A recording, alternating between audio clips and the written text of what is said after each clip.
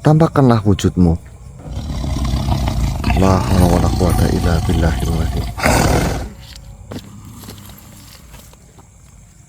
Dan diriku akan jadi benteng terdepan untuk mereka yang memegang pusaka. Apa doanya, wahai Tuan?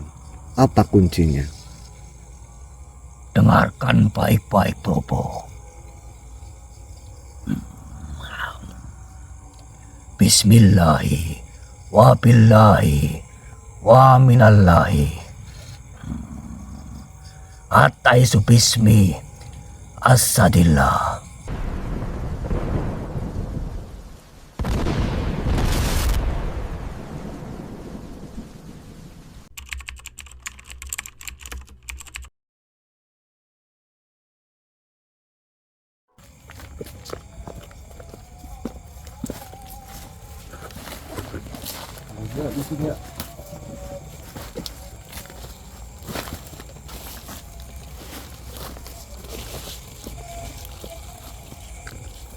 Iya.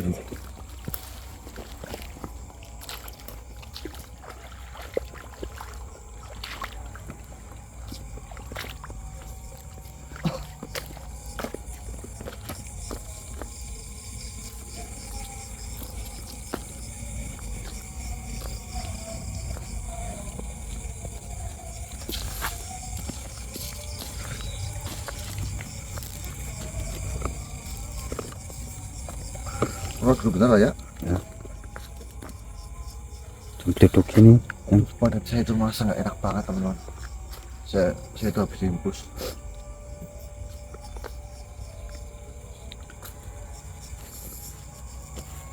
Bisa nyalain dulu sih? Udah mas. Hah? Udah.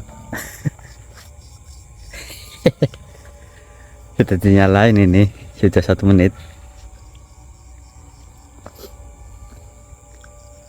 Baik teman-teman, bismillahirrahmanirrahim. Assalamualaikum warahmatullahi wabarakatuh. Waalaikumsalam warahmatullahi wabarakatuh. Selamat malam teman-teman, kembali bersama saya Bapak Krishna di channel kesayangan kalian, channel Raya Misteri. Alhamdulillah pada kesempatan malam hari ini saya masih bisa menghibur teman-teman semuanya. Alhamdulillah, syukurillah teman-teman. Yang dimana pada malam hari ini saya mendapati isyarat saya harus berjalan di Sungai Kedingkil. Ini namanya Sungai Kedingkil loh. Dan saya berjalan ke sini, tujuan saya ini untuk menemui beliau. Sesuai dengan arahan Khadimin, saya harus minta air nahal hidir. Namun saya nggak tahu beliau hadir di sini apa enggak ya. Betul. Nanti kita coba bermujahadah bersama agar beliau mau datang. Gitu ya. Betul. Namun dari tadi saya merasakan ada sesuatu hal yang aneh.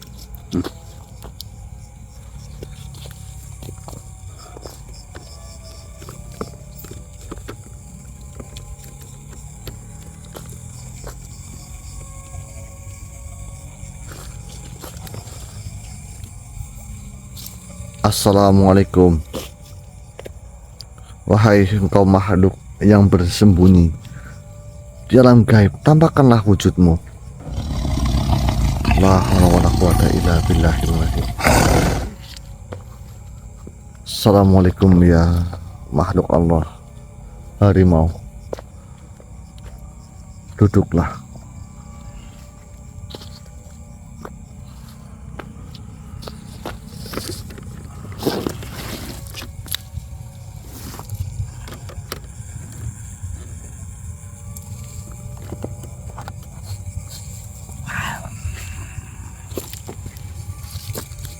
Mohon maaf wahai Tuan.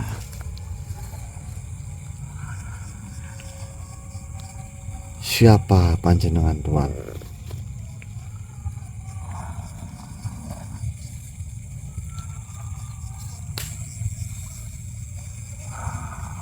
Diriku mencium bau pusaka dan nyala cahaya di dalam jiwa manusia.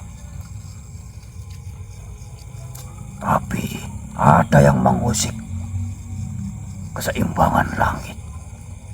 Siapakah di antara kalian yang bernama Probo.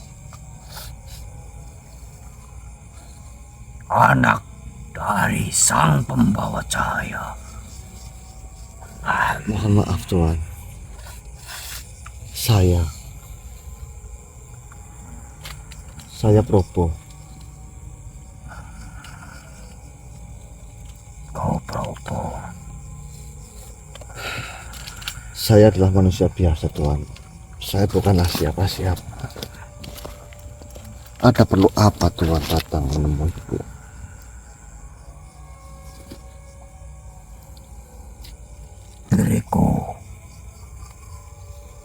Diriku adalah sang raja. Wahai Probo, ketahuilah, pertanyaan ini bukan datang dari diriku, tapi dari lapisan terdalam alam penjaga. Mengapa engkau, seorang keturunan pembawa cahaya, bisa memegang pusaka yang putih? Apakah kau tidak tahu bahwa putih bukan sekedar warna, tapi ikrar, pengorbanan, luka yang dipeluk tanpa dendam?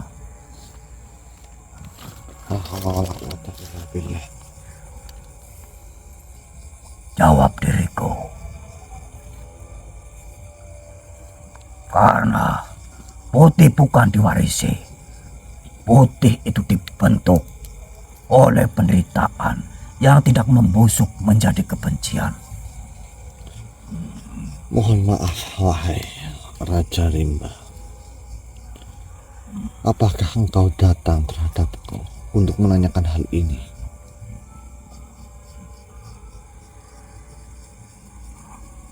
Jika benar, akan ku jawab pertanyaanmu.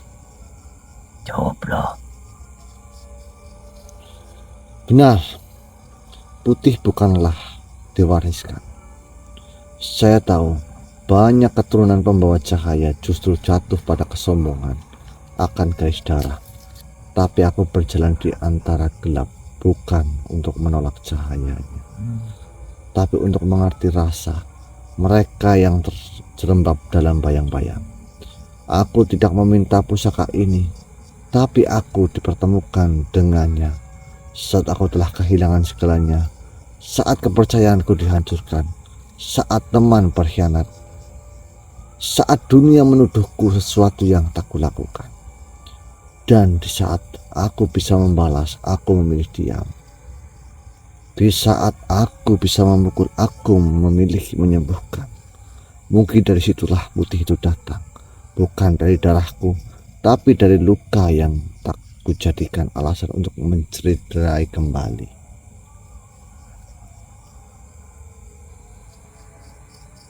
Kau telah menjawab dengan luka yang sembuh, bukan dengan amarah. Maka benarlah, putih itu pantas berada padamu.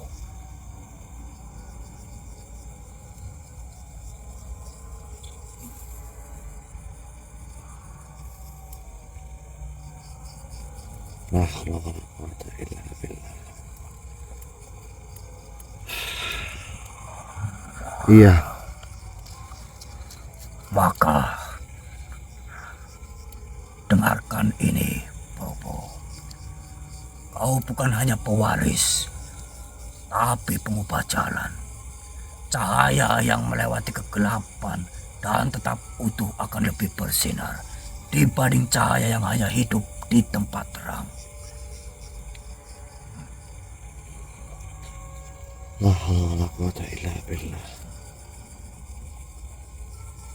Sebelumnya mohon maaf Tuan Raja Harimau. Saya ingin bertanya, siapa nama panjenengan? Bukankah tak elok jika saya berbicara dengan panjenengan saya belum tahu nama panjenengan? Baiklah, diriku adalah Sri Rudrakala Langit Putih.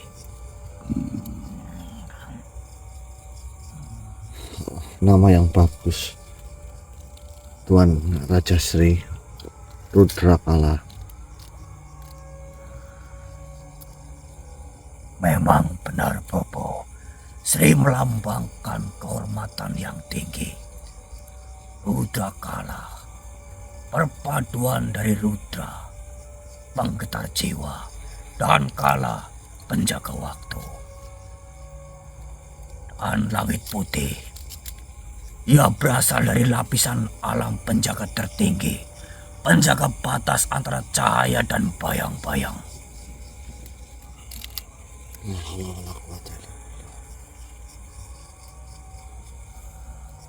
Probo, Ya, jawabanmu menyentuh rohku, tapi diriku belum menemukan lapisan terdalam dari keberadaanmu. Kau berkata kau tidak meminta pusaka itu, tapi apakah engkau telah memahami apa yang akan dipikulnya? Apakah kau benar-benar siap jika kelak pusaka itu bukan hanya mendatangkan cahaya, tapi juga menarik iri, dendam, dan ujian dari langit dan bumi sekaligus? Siapakah yang engkau lindungi dengan putihmu? Dan apakah kau pernah merasa ingin meninggalkannya meski hanya dalam sunyi hatimu yang terdalam? la haula wala quwata illa billah. Benar Sri, Raja Sri Rudra Kala. Ada saatnya ketika putih ini terasa seperti beban. Bukan karena aku membencinya, tapi karena aku takut mengecewakannya. Kadang saya sempat berpikir dan bertanya, mengapa bukan yang lebih suci dariku yang terpilih? Mengapa bukan mereka yang tidak pernah jatuh, tidak pernah salah, tidak pernah menyesal? Tapi di saat itulah aku memahami, cahaya sejati bukan dipegang oleh yang tak pernah jatuh. Cahaya sejati dipegang oleh mereka yang jatuh, tapi memilih bangkit dengan tangan terbuka. Maka, Tuan Raja, aku tidak melindungi siapapun selain mereka yang belum tahu bahwa mereka layak untuk diselamatkan.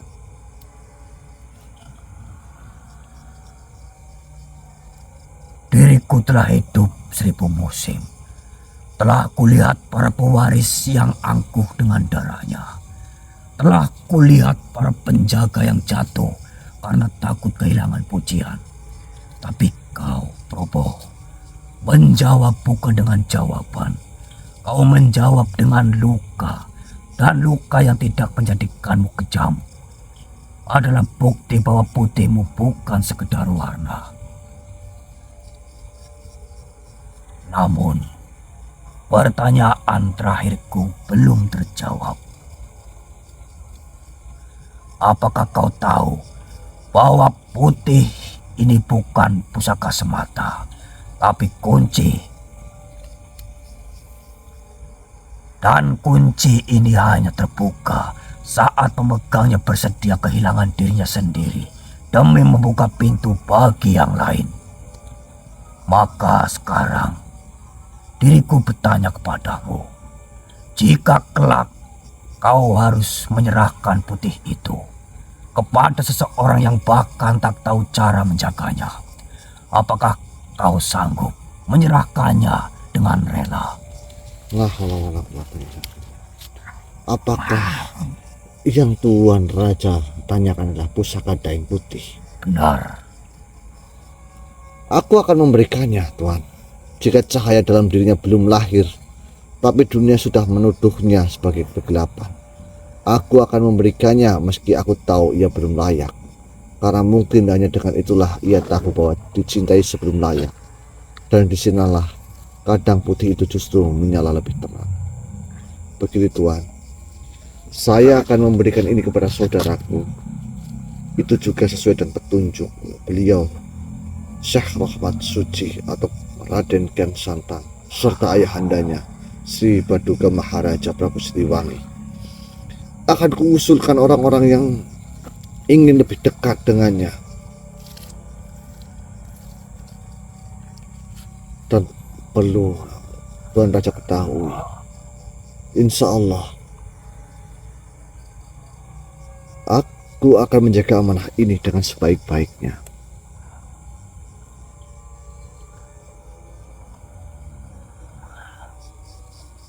Baiklah.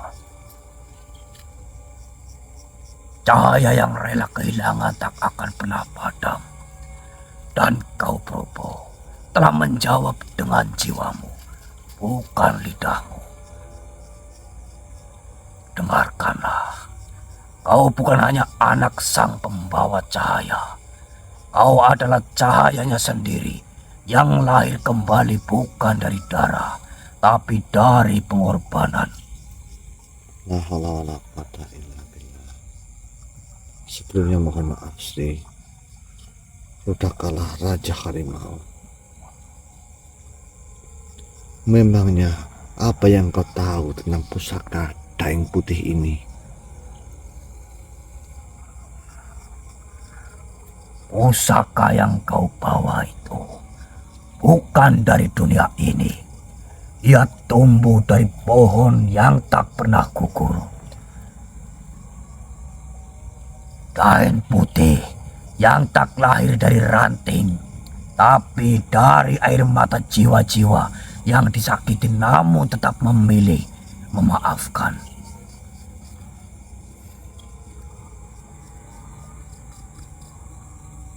Sudah berapa lama kau mengemban amanah ini, Probo? Dan kemana saja kau membawanya? Karena pusaka itu tidak bisa tumbuh di tanah biasa. Ia hanya bertahan jika disirami oleh keheningan dan diselimuti oleh kesetiaan yang tidak menuntut imbalan. Mohon maaf, Tuan Raja. Saya baru saja kemarin saya diberikan ini. Aku tak pernah membawanya kemanapun. Baru kali ini aku membawanya ke sini.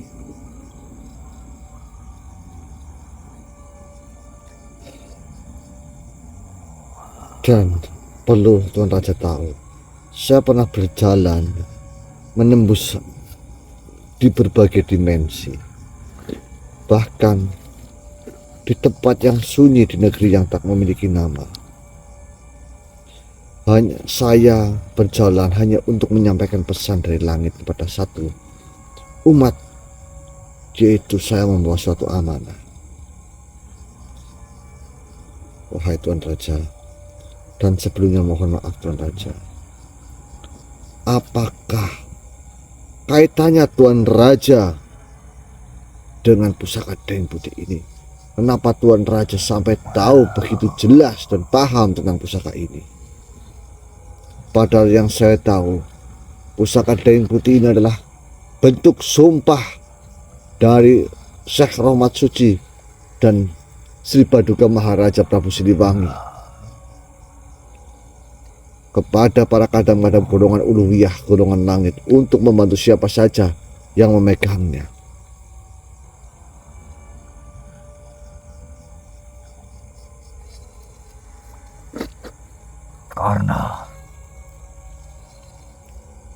Karena diriku adalah salah satu bagian dari beliau, dari mereka semua. Apakah benar jika ada seseorang yang memegang pusaka itu, engkau akan menjaganya dengan setulus hati, tanpa takut kematian mendatangi kalian? Benar.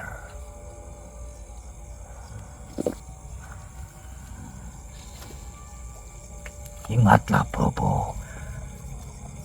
Kenapa diriku menemuimu? Karena diriku adalah bagian dari mereka. Iya. Dan diriku akan jadi benteng terdepan untuk mereka yang memegang pusaka. Diriku akan membuat mereka menjadi kaya lewat doaku kepada Tuhan. Dan diriku akan menjaga mereka dari penyakit, bahkan dari virus-virus yang sekarang mulai menyebar. Semua itu diriku akan menghadapinya dari depan. Apakah engkau bisa menjadi lantaran penyembuh bagi umat, luka umat? Tentu saja.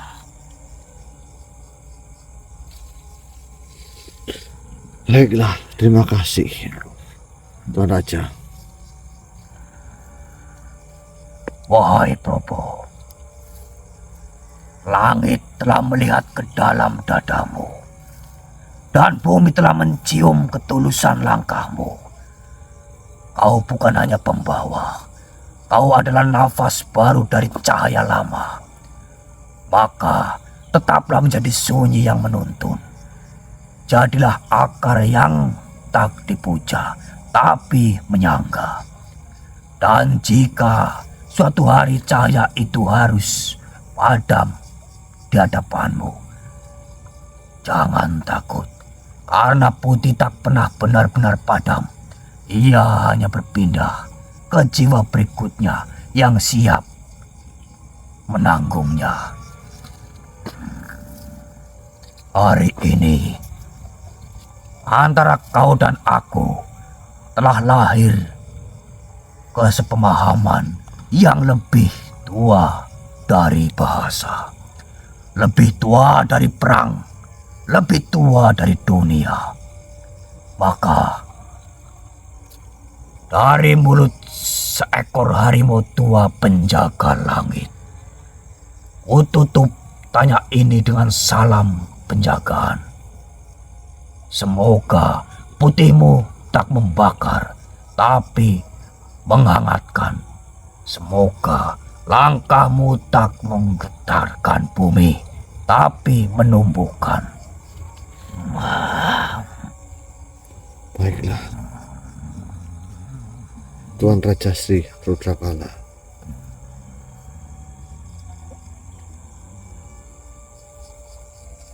Engkau telah memberikan suatu pemahaman terhadap diriku. Izinkan saya melanjutkan perjalanan saya.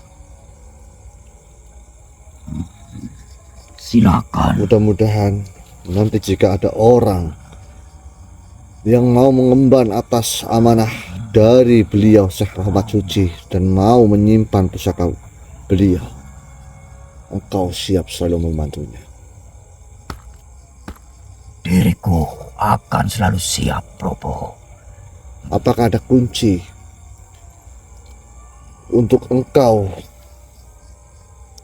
datang dan membantu mereka yang memegang pusaka Dai Putih?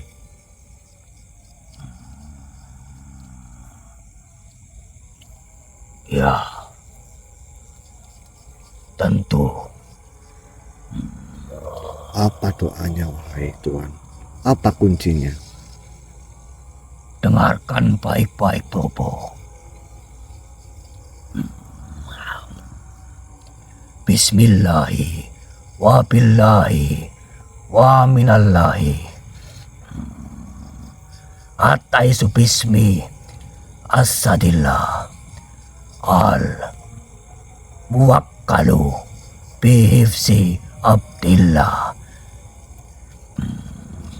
Ya baisa as-sabi'i min quwwatillah iktarib fa inni abdun irabbi wa qatatu ahdan fi sabilillah la takrabni ya a'da Allah fa inna hami yutawihu kal asad wa qasamtu alaikum bihaqqi asad al akbar. Allahu akbar, Allahu akbar, Allahu akbar.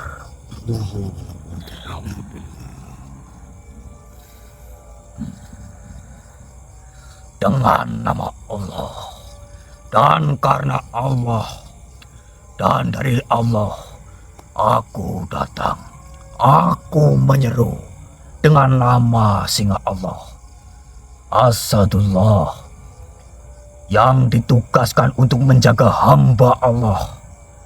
Wahai pemburu dalam rupa harimau dari kekuatan Allah, Mendekatlah, karena aku adalah hamba Robku, dan telah aku ikrarkan janji dalam jalan Allah. Jangan dekati aku, wahai musuh-musuh Allah, karena penjagaku mengaum seperti singa, dan aku bersumpah atas kalian dengan kebenaran Asad Al-Akbar, harimau agung. Allahu Akbar. Allah Maha Besar.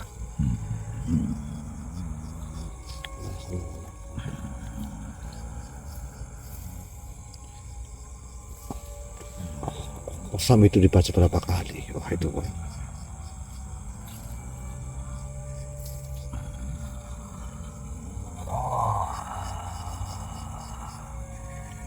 Apakah ada cara riatohnya, Tuhan?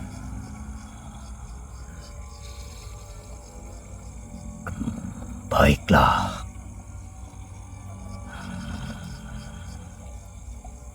Tujuh hari, 11 hari, atau 41 hari. Baiknya doa dibaca kapan, Tuhan? Untuk engkau bisa selaras dengan pemegangnya. Waktu terbaik, sepertiga malam terakhir, atau setelah sholat hajat di tengah malam. Apakah ada lain lagi, Tuhan, sebelum atau sesudah membaca qasam itu? Tentu saja, Bobo, yaitu selawat nariyah atau tibil kulub Berapa kali? sebanyak 11 kali, dan istighfar sebanyak 100 kali, dan ya Nur, ya Hadi, ya Latif sebanyak 313 kali. Setelah itu baru dibaca qasam aini sebanyak 111 kali dalam keadaan hening, tenang, dan menghadap kiblat.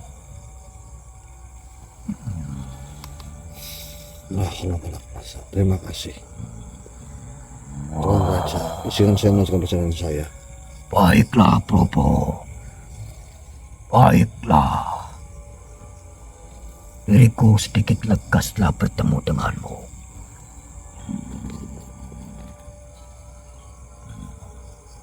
Baik, Mas. Baiklah, Tuhan. Diriku undur diri, Bobo. Iya. Assalamualaikum warahmatullahi wabarakatuh. Waalaikumsalam warahmatullahi wabarakatuh. La haula wala quwwata illa billahil azim. Baik teman-teman, alhamdulillah rabbil alamin. Ternyata pasukan harimau datang menemui saya, yang dimana setelah saya diberikan amanah oleh beliau Syekh Rahmat Suci, saya diberikan pusaka itu ya. Dan monggo bagi teman-teman yang mau memaharkan pusaka daing putih, saya maharkan. Jumlahnya nggak banyak ya, mungkin 8 atau 7 atau 10, saya kurang paham, saya belum hitung. Saya maharkan cukup 15 juta satunya, lur. Insya Allah nanti uangnya untuk kemaslahatan umat nih. Bagi teman-teman yang mau maharkan, silakan nanti bisa hubungin nomor yang ada di sini. Bagi teman-teman yang mau membutuhkan penjagaan dari beliau para harimau tanah Pasundan, langsung dari Prabu Siliwangi serta Syekh Rahmat Suci ya. Betul sekali. Oke teman-teman, nanti kita lanjutkan lagi nggih.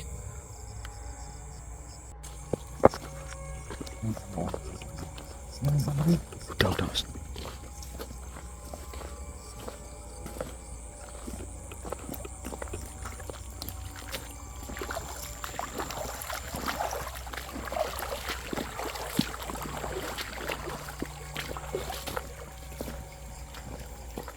Assalamualaikum ya.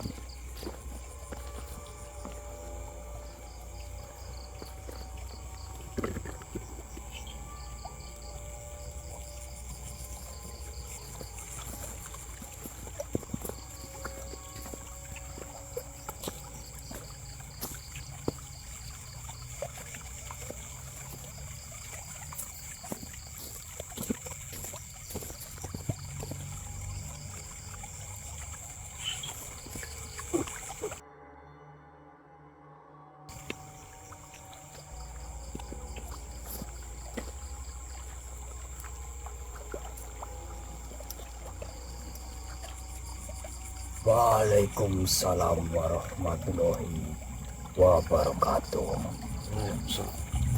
Nggih, Yang. Tutuplah. Nggih, Yang.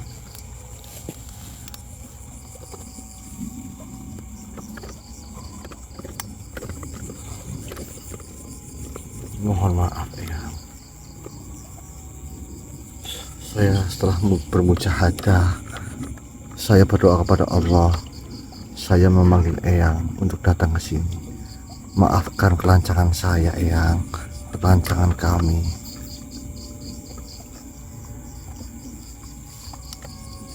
Saya maklum.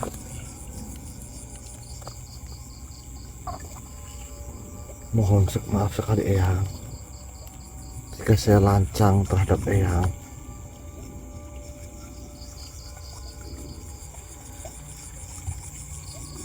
Eyang,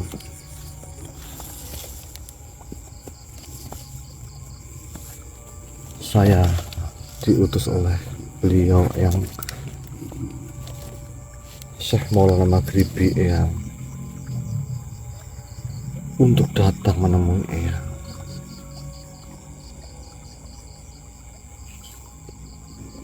Ya, La haula wala quwata illa billah. Saya datang ke sini memohon kepada Eyang. Namun saya sangat malu, sangat takut karena saya tahu siapa saya. Saya hanya hamba yang masih banyak celah. Namun hati saya terdorong bukan karena ambisi, melainkan karena harapan Eyang. Agar saya diberi air Nahrul Khidir untuk bisa memberi manfaat bagi umat Eyang. Namun jika memang belum pantas, maka tidak apa-apa jika Eyang tidak memberikan air itu buat saya, Eyang. Cukup Eyang doakan saya agar saya bisa terus belajar meski harus umur hidup, Eyang.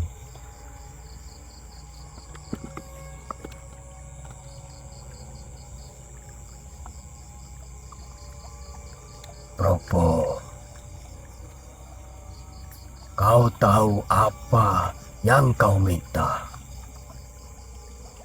Air Nahrul Khidir bukan sekedar air. Ia adalah bagian dari cahaya yang tidak bisa disentuh oleh tangan yang masih menggenggam dunia. Tapi diriku tidak akan menolaknya langsung. Sebagaimana Musa pun